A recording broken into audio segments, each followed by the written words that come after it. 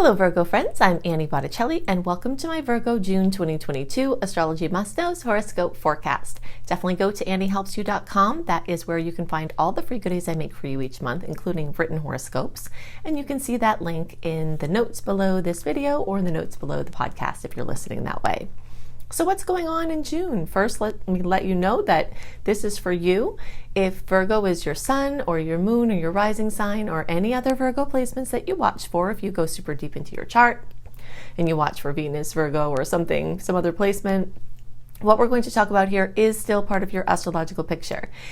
And if you are a very late degree Virgo, so we'll say around September 15th through the rest of the sign, or around 23 or so degrees through the rest of the sign, I also suggest you watch or listen to my Libra reports because you very late degree friends will benefit from both readings.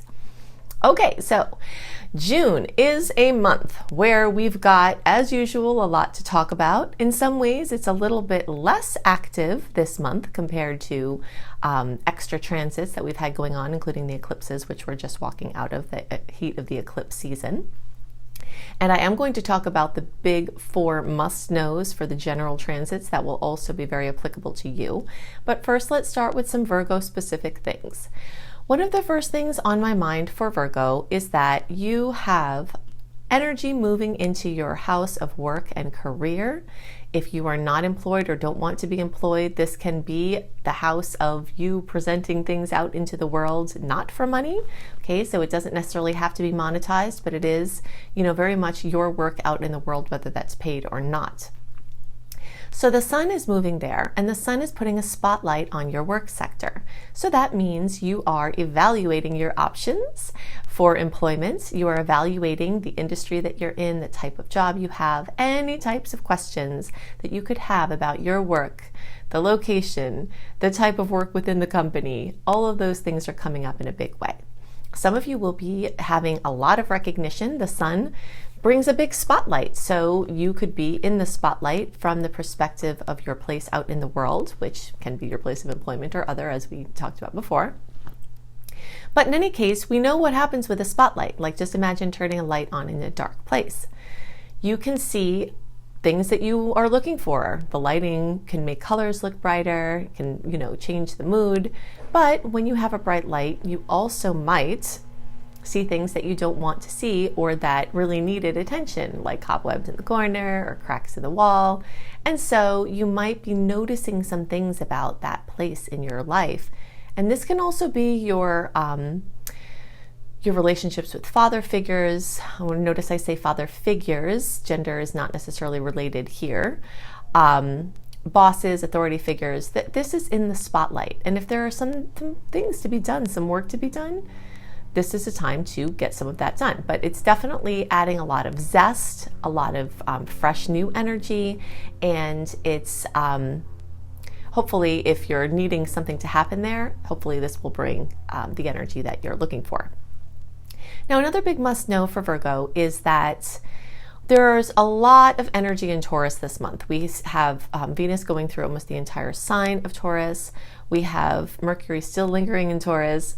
We have Pallas Athena, the star goddess. We have the North Node transiting for a long term in Taurus. So there's a lot of short and long-term energy in the sign of Taurus.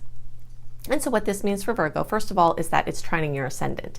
A trine is the most favorable aspect in all of astrology. Whenever Earth planets are moving, they're speaking your language, your Earth language.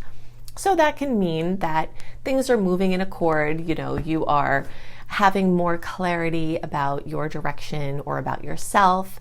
And your ascendant rules a lot of different things. So let's talk about some of the rulerships of the ascendant in the chart, because any of these areas can get kissed by any of these placements as they move through in the short and long term. Okay, so ascendant is how you present yourself out into the world. So you could be undergoing a change there. And maybe it's also related to work. You see, we layer in the pieces here. We layered in the work or your place out in the world piece. Now we're taking these other pieces, and you can kind of see how there can be a correlation. You might be looking to have a different job description or be known for something different. Maybe you have some skills or gifts or something that you'd like to deepen, or maybe you're just sick of your job or your work. And there's an identity piece there of, how people know you because of what you do. So, but it runs deeper than just the employment. It runs into like, how are you presenting yourself out in the world? But again, this is all, while the sun movement is a square, which means there's some tension or there's some pressure or there's some confusion, the Taurus energies are a trine, okay? So anything that feels uncomfortable in that space can get mopped up by these beautiful placements. So you might have some more clarity about what you're trying to do. This can also have to do with your physical appearance. If you're working on something, self-esteem wise, or your relationship with your physical body, all of these are things that can be blessed by these transits. The next big must know for Taurus placements is that while they're making that angle for you, as we just talked about, they are also moving through your 9th house. And your 9th house is your, philosophical views. It's your way of looking at things. So you may be undergoing a difference, like a change in how you see things on some very important topics. It could be the work thing, or it could be general philosophy. It could be religion, spirituality. It could be, on a hot topic that was, current events. There's some kind of change going on in the short and long term with how you're seeing things. And this can be of great benefit to you because it looks like the changes that you make can positively affect your present time and your future time. All right, so that means also you can consciously use this energy that if there's something that you are upset about or something you're not seeing in a way that brings you joy, you can work on those perspectives and those perceptions, and you can start to shift them, and you have a lot of support to do that this month. And as you do that, you might get improvements to your love life, you might get improvements to your finances, because Venus is also involved in this, and Venus is going to whip through between the end of May and in June. It's going to whip through every placement in Taurus, which is going to mean it's going to trine for all of you in this period of time. Okay, so a Venus trine, any trine is awesome, but everybody loves the sectors of relationships and love and money and finances and self-esteem and fulfillment and all of that. So you do have some Venus kisses there. If you're wanting to teach something or learn something, you'll have a massive amount of support. If you're wanting to do something with immigration or international travel or languages, you will have amazing support. If you are trying to connect your work to a wider audience and go out into the international scene, you will have major support for that as well. If you are a writer or a publisher or a speaker, this is also a series of transits that will give you extra boosts here. Now, as far as launching new things out into the world, we do have a timeline for that, which I'm going to get into when we do the big 4 must-knows for the general transits later. But I will just kind of let you know now that the earlier part of the month is a really great time for researching and looking into options. And as the month progresses, will be a time to move into action again, especially for long-term things. So if you're wanting to do something in the short term, it's experimental, those things are fine earlier in the month. If you're wanting to lock some things in place or make some big decisions, the energy is going to clear up more for that as the month progresses.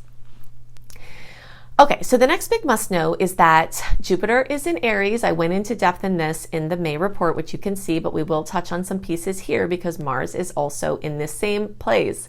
And Mars and Jupiter just recently crossed over each other, and they're both accentuating a certain area of your life. So let's talk about what that can look like. First of all, know that Mars is the border collie of the zodiac. I like to call or the planets, the solar system. And wherever it goes, it makes you sort of hot on that area. Like you're like, wow, I'm really focused on this right now. It could also be obsessive, And so Mars is going to make you obsessed with things having to do with shared resources or finances, family money, family planning, legacy planning, estate planning, inheritances could come in. It could make you super focused on things involving the IRS or government or loans. If you're trying to get a loan, wow, couldn't be a better time for that for you. If you are an angel lender or investor, this also might present amazing opportunities for you. And you might find that it's something more, we'll say, superficial, something more like you're just hot on like a mystery show or a book series. The need to go deeper into the unseen realm or the lesser seen realm is going to be very, very, very current for you. And you might find yourself asking questions in different ways, and asking questions about things that, maybe you weren't as concerned about before. That could involve psychology, metaphysics, parapsychology. Those kind of things are really shining. And if you want to, now let's kind of, again, look back into the other layers that we had here.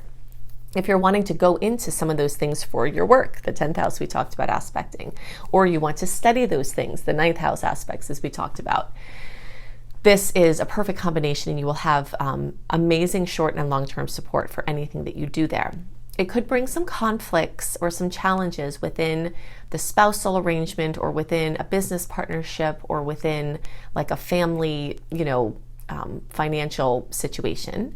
Or you could see some things come up there, because Mars also has an argumentative side. It is the god of war after all, and that same energy that can on one end of the spectrum be inspiring and motivating and, help you to really take action and take initiative, can also tumble into so active that you're agitated, so just kind of be aware of that. Okay, and those planets, both Jupiter and Mars, do make a little bit of an awkward angle for you. And so, that can mean that some pressure's on in that department. But again, this is, when we talk about these pressured angles, it's nothing to fear. It's just something to be aware of, that there might be some things you have to get through. Okay, now while we're on the topic, I want to mention to you that although Saturn is not going to move into Pisces, which is your 7th house, until 2023, we are at this time close enough that you might start feeling the effects, the types of effects of what Saturn might mean, which will be very long-term transit when it gets to your 7th house. Saturn tests relationships. So you might notice that close relationships have been getting tested. This is a trend that is very, very strong now. It might fade into the backdrop a little bit as we progress through 2022 when Saturn goes, into retrograde. But then as it moves forward and it moves out towards the end of the year and into 2023, you're really going to be seeing this storyline of long-term tests to your long-term and short-term relationships, and your level of discernment with your friendships and your relationships, is really coming into question. This can also have to do with clients. Now, the good news about Saturn here is that if you are wanting a long-term partner, either through a business perspective or clients, like building a clientele, building a following if you're doing social media things, if you're wanting to, draw in a partner or go deeper with a partner that you have romantically, Saturn is your energy for that. And so you might see faded long-term relationships of consequence starting to come in now. And people that you meet now, even if it seems like, just kind of pay attention, because people that you're meeting in this time frame might start to turn into people that are around for a long time, even if it seems like the initial meeting wasn't anything that was relevant for you in the long term. Saturn rules long-term things, and this storyline with relationships and long-term, for better and worse, is one that's going to get stronger for Virgos as we progress. Okay, so let's see. Okay, so the last thing that I want to talk about before we go into the big four must-knows for the general transits is that we've got a beautiful aspect, which I'm going to talk more about here soon. I'm going to talk more about the beautiful aspects in general for the month of June, and we do have a lot of them. But there's one in particular that I want to mention, which is Venus trine Pluto. Okay, and I want to mention this because, first of all, Venus, we talked about this before, because you're having a Venus trine to your ascendant in your solar chart anyway, not your ascendant in your natal chart. This is an important distinction to make, because when we do a solar chart, when we're doing horoscopes and we say, okay, this is a solar chart for Virgo, that puts Virgo on the ascendant. Now, if you have your sun in Virgo, but you also know your natal chart and you say, hey, Annie, those house representations are different for me, that's because you are looking at the transit chart of your natal chart. If you were to put your sun on the ascendant and create a solar chart, then it would match with what we're talking about. If you want your houses to match, like the houses we talk about, to match with what you're looking at home in your natal chart, then watch your the report for your ascendant. Okay, I get that question a lot. It's one of the most popular questions I get actually on YouTube. So I figure I'd just mention that now. What we're looking at in the days around June 21st, so it can be days before, days after, is Venus, love, beauty, money, finances, self-esteem, all that goodness, making the most favorable aspect in all of astrology with Pluto, the great transformer, the birth, death, transformation, rebirth, regeneration, atomic power in a positive way, just lighting up your way. They're connecting in this meaningful way, and this is happening in an earth sign. So that means that extra earth blessings are going to be sent to all Virgos. Now, this is true for all of you. Some kind of transformation in love, but money, self-esteem. And by the way, it could be consciousness of money. This is something that you hear me talking about a lot. We have a consciousness about everything, meaning we have imprints and beliefs that were instilled in us actively and passively through society, through our upbringing, and we wind up sticking to those beliefs. And sometimes we choose the opposite. Like, let's say our parents believe something, then we kind of dig our heels in and say, I'm going to believe this other thing, and it's the opposite of what they think, but it's still a belief. And we are bound by our beliefs because we create by our beliefs, because a belief is a point of tension within our nervous system physically that it's like magnetic, and it attracts tension in our external. So if you have a tense belief about something, then it's energetically, if you're wondering how the law of manifestation works from the scientific perspective and why it works, it's that we have an electric field, or electromagnetic field, around us, with our electric field connecting with the magnetics of the earth. And points of tension within our belief systems, because of nerve bundles or nerves kind of grouped together with this tension of this belief, will attract those like things. So this might be a time where you're freed from a belief, and you've heard me kind of talking about these beliefs as they're really, really critical to look at this in all areas of life for Virgos right now, because even if you're a person that is aware of these things, you are still having ruckuses in your life from the things that you're not focusing on, that you are, or maybe you're aware of them, but that you believe, okay? You believe something and it's causing trouble for you, and this aspect might mean the light of consciousness goes on, you do something about it, and it opens things up.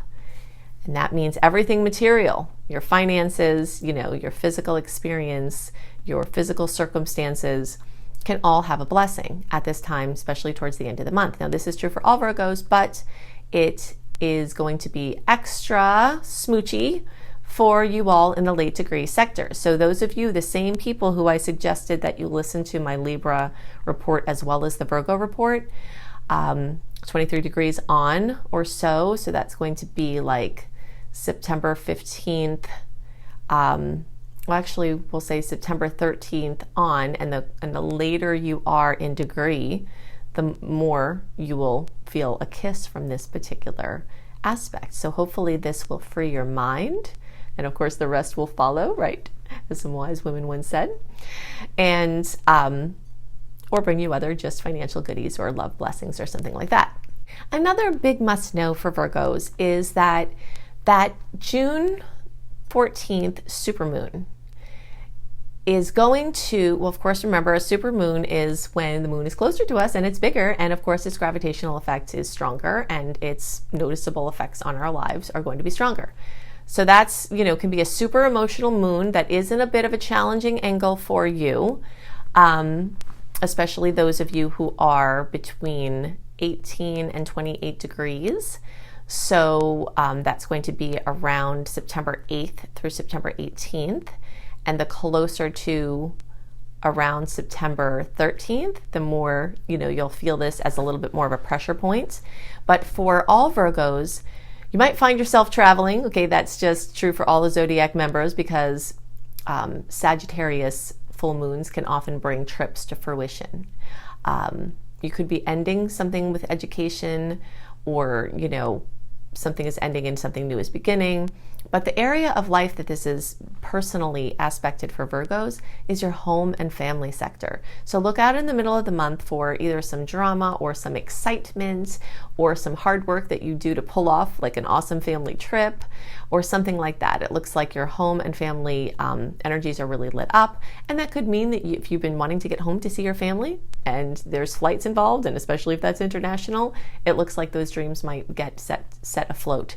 There might be a little work to do to get them to happen, but looks like that's happening. for many of you, that would be. Okay, so another big must know for Virgos this month is that we do have a new moon in the sign of Cancer at 7 degrees. New moons bring new opportunities, seed planting. It can be the origin of something amazing to come in the future that has its start point now, or it could be that something you worked on before enters a new phase. So Cancer rules home and family. We already talked about for the full moon in the middle of the month that you might see some, some travel or something, for your family come to light there. And now here again at the end of the month in the days around the 28th of June, we've got that highlighted again. Okay, so something new regarding home, family, housing, something like this. And so if you are an early degree Virgo this time, okay, so that's our August born through like the first few days of September, then you are going to be most positively affected because you'll get a kiss from this new moon. And the closer to 7 degrees, the more you can, the more you'll likely see extra blessings. Now, when I give you these, degrees and birth dates and stuff to say you can get extra blessings, please know that everyone else can still get the blessings, okay? Sometimes someone says, what about me? They'll post that and say, what about me? And I'm like, well, the whole report is about you.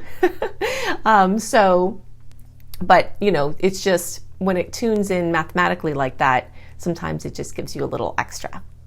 Okay, so now let's go into the 4 big must-knows, and we'll look at a little sneak peek for the energies of July and August as well to help you align your actions to match with the natural rhythms of the universe. Okay, so we've got 4 big must-knows from the general transit must-know perspective, which is true for all signs, but very critical to know to understand the energies of this month. The first big must-know is that our sweet versus salty ratio, as far as the aspects, are yay. Now, if you're not familiar with my little Annie terms here, sweet aspects are the ones where the planets are in harmony and tend to bring nice outcomes, and the salty ones are when the planets are kind of grouchy and they can bring nuisance events. So we've got almost double the sweet aspects compared to the salty ones. Again, this month, we've got a several month sequence where this has been happening, but June is the last month because July, it will start to favor the challenging aspects more over the sweet ones. So we want to soak this up while we can. Something else important about this, this ratio here is that even some of the few salty aspects or potentially salty aspects this month are ones that are conjunctions, which means they could go either way. A conjunction is a neutral aspect. It could be very positive or very challenging. And so even of some of these salty ones that are there, some of them could be super positive. And of the other ones that aren't conjunctions, they all have sweet aspects happening on the same day or very close to any of the remaining salty ones. So that's super positive for the general climate of this month. Of course, we know that general aspects, any particular ones of them, don't always drizzle down into our personal experience, but it's definitely an important piece to consider. The next big exciting must know is that eclipse heat of this season is fading. April and May were our big eclipses. Definitely look at my April and May horoscope reports, either through podcast or video on YouTube, to see where these areas, what areas of life for each of your signs might be affected, and some of the other themes that could be in the backdrop. You can check that out there. But what we're excited about here is that April and May can be super anxiety ridden in the way that change is coming, but you don't really know what it is. And you feel something's opening, but you're not really sure the details. And it's just sort of a time when the air is electric. You feel like you have your finger stuck in a socket. And that is starting to fade in June. While we could have some very important eclipse related news and events come in, the biggest heat of the season will be behind us by this time, and we are celebrating that. The next big must know is that we've got a hybrid month this month. So we've got retrograde until around June 2nd, depending on your time zone.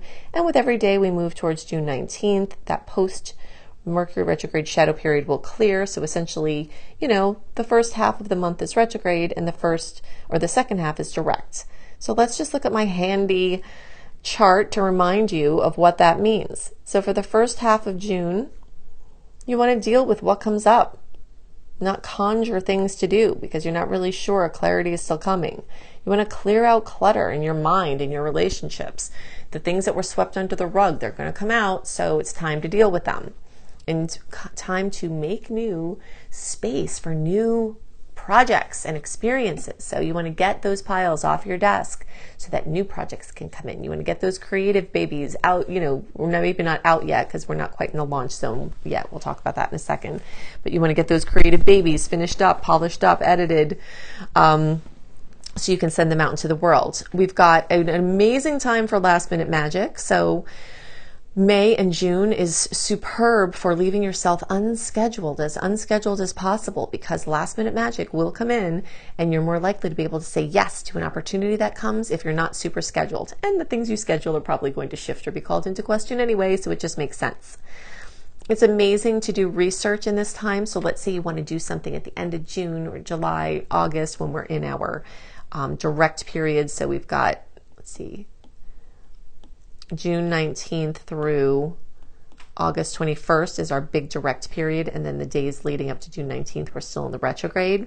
So you might want to wrap up these loose ends, do your research about the things you're going to do in this time, make your bookings, do your stuff then. A lot of times confusion, not being able to see very far ahead is a hallmark of the retrograde. And this is because you're not supposed to be making plans. You're supposed to be dealing with the things that come up. Being in the moment and not, having to worry about too much strategizing or planning, and just being in the now is always a good idea. But it's especially well indicated in the retrograde because it helps to prevent you from doing things that are better for the direct. If you're focused on this very moment, you're less likely to be doing the things that are better off in the direct flow. And it's a good time to honor the flow and not force things, okay? Now, sometimes we have to take the bull by the horns and get them out of the china shop, right? And for this activity, I suggest June 19th through August 21st. And as you get closer to June 19th, you'll feel these days will start to get, more open. It will be a gradual process through the month of changing. And so launches, your big creative baby that you polished up over here, bringing it out here. The things that you researched here, making the decisions about here, in the direct time. So basically, for those of you listening and not watching, I've got a visual here, and you can always see the visual component on YouTube if you're watching or listening through podcasts. But, basically the things that you research in the retrograde, you can make your decisions about them in the direct. The things that you're talking about, just kind of experimenting with. This is another thing that's nice here in the retrograde, is experimenting. Things you're experimenting with can turn into agreements in the direct time. So the second half of June, all of July, and most of August is this time for the direct energy, launches, big decisions, agreements, investments, moves, brand new projects, clarity, future planning, pushing and initiating, and being a little bit more proactive in this time of direct. So June is a special month in the way that it will reflect all of these facets, and you'll see that switching over as the month goes on. Then we've got a red alert. Okay, so I'm an optimist. I'm a Sagittarius. I have a lot of Sagittarius in my chart. I see everything through the lens of how this can be good, even if it's challenging, how we can reframe something to improve our experience. And my work is very much focused that way. But if there's something you just really have to watch out for that's kind of nasty, I am going to also tell you that. And we do have one of those red alert aspects here. The aspect isn't actually until July 1st. But because it's Mars and Pluto, I see that influence be super strong 5 days before, 5 days after. It could be a little more than that, even a week.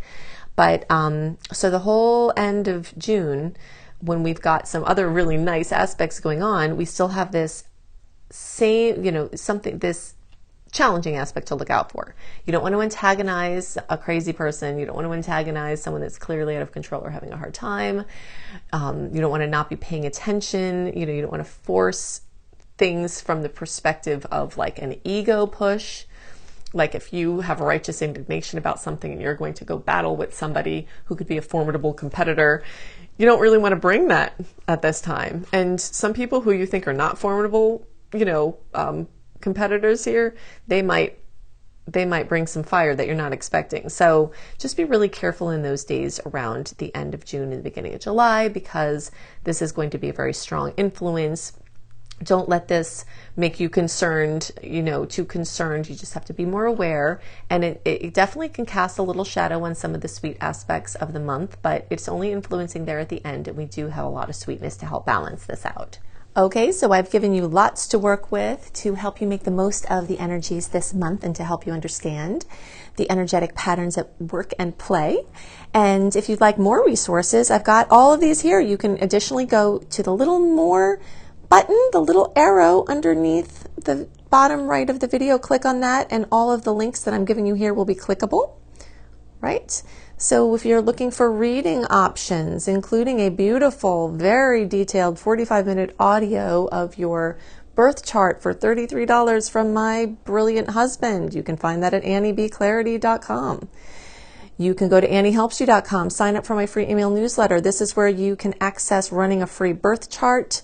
This is where you access my 28-day in-depth virtual coaching program called Shine for free. This is also where you'll find tons of blogs, and you get lots of other perks for being on my newsletter list. If you're looking for written horoscopes by me, always up a month early, you can go to cozybysweetstarlight.com. If you haven't seen this site, go to it. It is so beautiful. We've got, me and my team have lots of amazing astrology-inspired blogs and healthy living blogs. We've got hypnosis for all the signs. We've got healing frequencies for all the signs. I've got the written horoscopes that I write. We have yoga for all the signs. So it's just a very beautiful, comprehensive site. If you're looking for free courses on how to manifest money and wellness, you can go to lumlife.com, my school, Luminous Life Multiversity, LUMLIFE.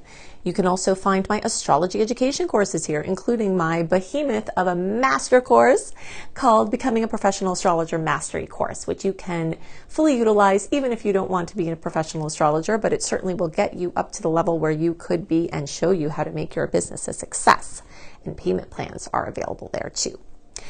Now, I've also got 2 books out and more on the way. Planetology, How to Align with the Natural Rhythms of the Universe. You will find this on the bookshelves in all major booksellers, including all the Books A Million, all the Barnes & Nobles. It's right there on the shelf. Plus, you can get it on Amazon and through any independent bookseller. And you can find Radical Prayer on Amazon, and you can order it anywhere as well.